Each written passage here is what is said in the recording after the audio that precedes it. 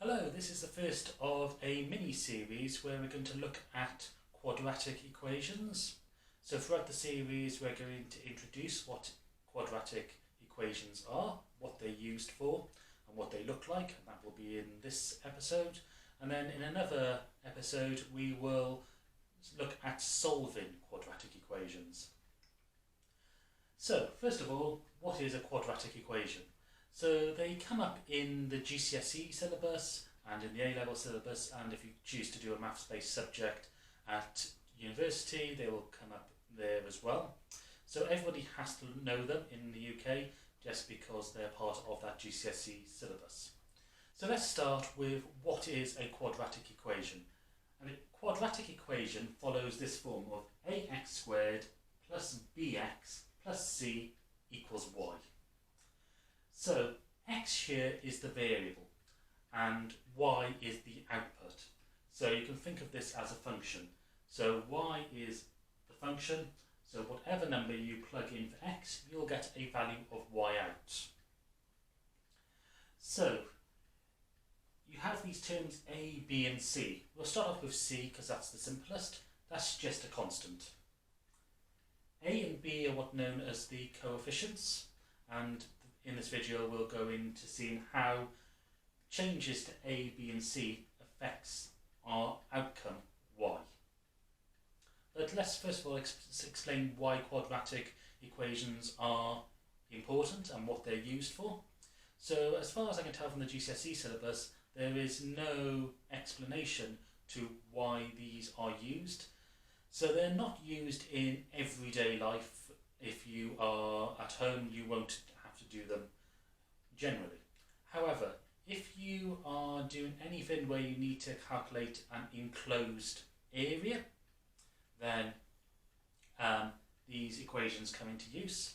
They are also used in business for profit and loss calculations, where x can be the amount of a product you're going to make. So you look for where the break-even point is with these equations. They're used in projectiles as well, so if you throw a ball, it follows an arc called a parabola, and these equations govern that arc. So they're used in projectiles and I suppose rocket science, if you want to get it into technical terms. And they are also used in design for anything that involves a curve. The reasons why these are called quadratic equations evolves around this term here, the x squared term. And the important part is the squared.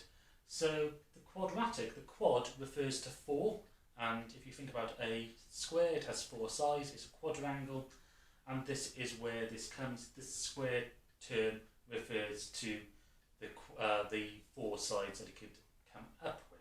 Now let's see what happens when we change these terms and what a quadratic equation actually looks like. So I've got a graph here which has y-axis and x-axis, and we'll start off with this equation written in black, which is x squared plus x minus 1 equals y. So if we just throw in some numbers into this equation, I've thrown in 1, 0, minus 1, minus 2 and 2, and I've plotted it out, and what you see is the curve follows a U shape, and that's one of the distinctive features about a quadratic equation graph, is that it is U-shaped. So what I've done now is just change one of the variables in each of these following equations. So in the blue equation, what I've done is I've changed the constant term c to minus 2 instead of minus 1, and just seen what happens when we plot it out. So again, I've kept the changes to the variable the same, and I've plotted it out, and you can see the blue line here. And what you can see is that the curve has lowered. It has gone down one number, and that's because I've reduced the constant from minus 1 to minus 2. So any changes to the constant effectively changes the height where the graph sits on the axes. So if the constant term reduces, the graph goes lower on the axis. If the constant term increases, it raises up. Then I've got this red equation, which is x squared plus 2x minus 1. So I've changed the constant back to minus 1, the same as it was in the first black equation. This time I've put a 2 in front of the x term. And I've plotted out the graph here. And what you'll notice here, it's actually moved on the x-axis. It has moved towards the negative numbers. So it's moved, as you look at it, to the left. So what this coefficient, the b coefficient, does is it shifts the graph along the x-axis. So where the constant term c moves the graph along the y-axis, this b coefficient changes it along the x-axis. And in this case we've increased the number by 1, so in this first black equation there is a 1 in front of this x, so 1 times x, and this time it's 2 times x, and it's shifted it towards the left. So as we increase the the b coefficient, it moves the graph more towards the left. And therefore if we decrease it, it will move it towards the right. Finally, we've got this green curve where I've changed the coefficient a. So what I've done is I've changed the coefficient a from 1 in the first black equation to 2 in the green equation.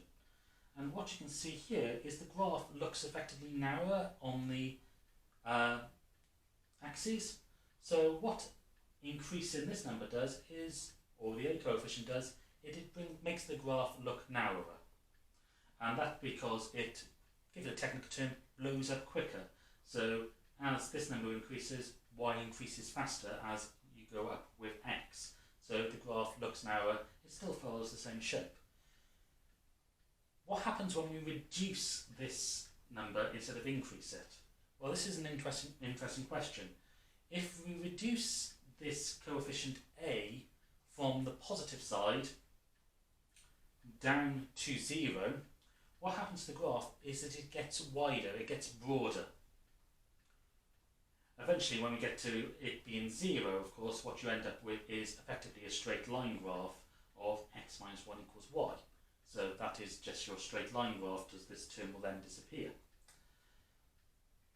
When we continue to reduce numbers into the negative, so as we go from 0 down to minus infinity, what happens is the graph will actually flip and change its way. So it will actually become an upside down U.